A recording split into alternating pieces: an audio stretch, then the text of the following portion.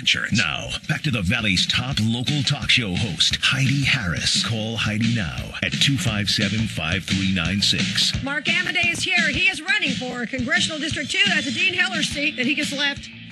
Now that Dean Heller's the new senator, got an empty office there. Mark Amodei wants to fill it in the special election. 257 KDWN, 257-5396. What is it, Tony? Ian? I love the way Tony spells E-A-O-N. It's I-A-N, but that's okay. It's E-A-O-N? Really? Ian, welcome to the Heidi Harris Show. You're on with Mark Amodei. Hi, thank you. My question for Mr. Amodei, I'm 65. I'll be 65 next month. I'm retired from the state correctional system here. I did 25 years. I'm just informed yesterday that the legislature is moving to defund the public employees benefit program to where it doesn't just affect current employees. It's going to horribly slash my health care benefit that I retired under. They're cutting it to pieces. I can't understand why the people in their 60s that have served this state are going to now have to pay more money that they don't have. I can't adjust my income. I can't adjust I can't work. I don't get Social Security because PERS didn't pay into Social Security. And now you're completely dismantling, for the most part, my health care. All right, let's let Mark Amodei address that, because I got an email from a teacher I'm going to talk about tomorrow on how much her health care costs have gone up in the couple of years since she's retired. People were made promises about their retirement, and now they're getting a real shock. But I don't know what they're going to do because there's no money. Yeah. Ian, I understand the issue because during the time that I was in the state Senate, I actually chaired an interim committee that focused on the PEBS issue and trying to provide some stability into that. And it's an interesting thing because at the time, a lot of the school districts were dumping retirees into PEBS so that it was becoming more and more top heavy with. So it's PERS while they're active, and then once they retire, they send them into another system? Well, PERS is the retirement system. Right. PEBS is the healthcare, the benefit system. So they're distinct operations. Uh-huh. So you got PEBS, which Ian is talking about. We took steps in this interim study committee to try to stabilize it, to make sure you had a good mix, Ian, between active and retirees, so you didn't have just a retiree pool, which obviously retirees use more health care than younger people. And I'll tell you what, we did a ton of good work on that in the interim committee. Let folks know how we were planning on changing it. It came to the next legislative session, and it was, and our work product was absolutely cannibalized by folks who wanted to kick the can down the road. And here we are down the road, and now it's like we're in tough financial times. And so the PEBS board, as you're well aware, is looking for ways to try to provide service within the constraints. And people like you who had said, my health insurance premiums are going up. Absolutely they are. Everybody's are. But we have missed, Ian. You should be angry because we have missed several opportunities over the preceding 10, 15 years to fix this, and individual groups in terms of teachers unions in the larger school districts wanted to be able to put their retirees into PEBS, loading it up with more retirees. The university folks played in that game, and it's wrong. So when you have a system that only has retirees, of course those costs are going to be high. Which even Obamacare did realize that you had to have younger people paying into it who use less health care. And of course, I'm sure, Mark Amodei, you're against Obamacare. Yep.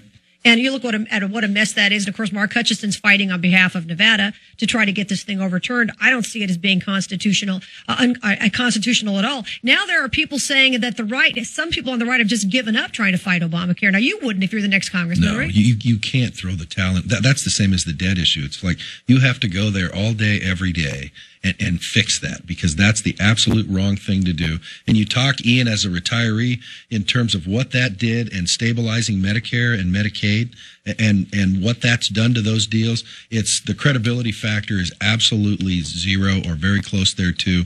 And it's a shame that people are playing games with that when folks are at that stage of life. Well, you can't. I mean, you look at how much money. There's no way to get around rationing. You look at a state like Tennessee where they've got that 10-care system, which is bankrupt. They made all those same promises 15 years ago in Tennessee, and it's bankrupt. They were charging people virtually nothing for premiums, and people took advantage of it, and here you go. And all you got to do is look at that as an example of what not to do. Massachusetts, Romney maternity care is a disaster because that's what happens. But you know what, Heidi? Here's an interesting thing because when I got done with the legislature, I became a self-employed person. And so you look at, well, what are you going to do for health care? It's amazing when you look at when I was with an organization that said, we have dental care. Well, what are they paying for me for dental care, for instance? And the premiums were like, $300 a month or something like that for a plan that paid for a guy who's getting older. Well, you get free checkups and we pay for cavities. Well, as you get older, a lot of people don't, and the kids are gone. You don't need that anymore. So the entity that I was with at the time was paying about $4,000 a year in premiums in order to provide me with $1,500 worth of coverage. So, some of the stuff you look at institutionally and say, Amodei, when you go in to see the dentist and you do a cleaning and you're just a cash customer, they charge you $96. Right. So you go and do that. We need to take a look at the premise of some of the vision is the same way. Go pay we need catastrophic things, but this deal where we want somebody to pay for every little thing, when you total it up, it's like, why would you pay $4,000 a year for $1,500 in coverage? Well, not only that, shouldn't you be able to choose your own plan? Why would you want to be a part of an insurance plan that paid for 25-year-old women who might have a child potentially with a lot of problems? And that 25-year-old girl who wants to have a baby shouldn't have to pay for care that you might need for arthritis or diabetes. I'm not saying you have those, but whatever. Yep. In other words, no matter what age you are, there are different health concerns. Why should you pay for somebody else's? Well, and I'll tell you the other thing too is and I'm not advocating anything. I will just tell you that Mark Amodei is a guy who is now responsible for his own health care, tends to think about the choices he makes lifestyle-wise a little bit more because, listen, I'm flossing more than I used to because I don't want to pay for that stuff. You can call it cheap, I guess. But, it's practical. But see, that's what happens when people realize there's a cost associated. It's like when you're a 16-year-old kid. If your mom gives you a car, you're not going to treat it as well as you do if you pay for it yourself. Yep. If you've got to fix that flat tire because you hit the curb, you're going to have a different attitude about it than, and that's the same with healthcare or anything else that's a commodity. Yep. Yeah, 257 KDWN. Marie, welcome to the Heidi Harris Show. Hi, I'd like to ask your guest how he feels about the EIC, Earned Income Tax Program, which gives out negative income tax checks to people. And you had last week the Center for Immigration Studies said that illegal aliens are the largest group of people collecting these negative income tax checks. Okay, let me ask him about that. Okay, I know you want to ask about E-Verify too. Illegal immigration. I mean, everybody talks about a fence. We can't build a fence. There's that lake on Falcon Lake. Where are you going to put the fence there? I don't know. Yep. I see, to me, illegal immigration, the biggest problem with it is the government programs that allow people to come here for free. Do you think I'm wrong about that? No, I don't. And I think everybody should pay some income tax. It ought to be relative. Yeah. But when you're getting, and you hit on it earlier, when you're getting into X percent of the population pays 40 some odd percent of the income tax. Right. It's like, listen, there's a message there and it's a bad one for entrepreneurs and creating jobs. Government doesn't create jobs. Business creates jobs. Yeah. And because when government creates a job, you need tax to support that. And that's not coming from the government. That's coming from the private sector. So I'm not in favor of paying people reverse income tax, if you will.